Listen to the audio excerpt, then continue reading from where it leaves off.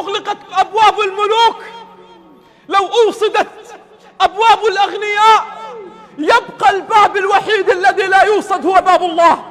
أيا حبيب، لا يقلق في الحياة من كان له أب، لا يقلق في الحياة من كان له أب، فكيف يقلق من كان له رب؟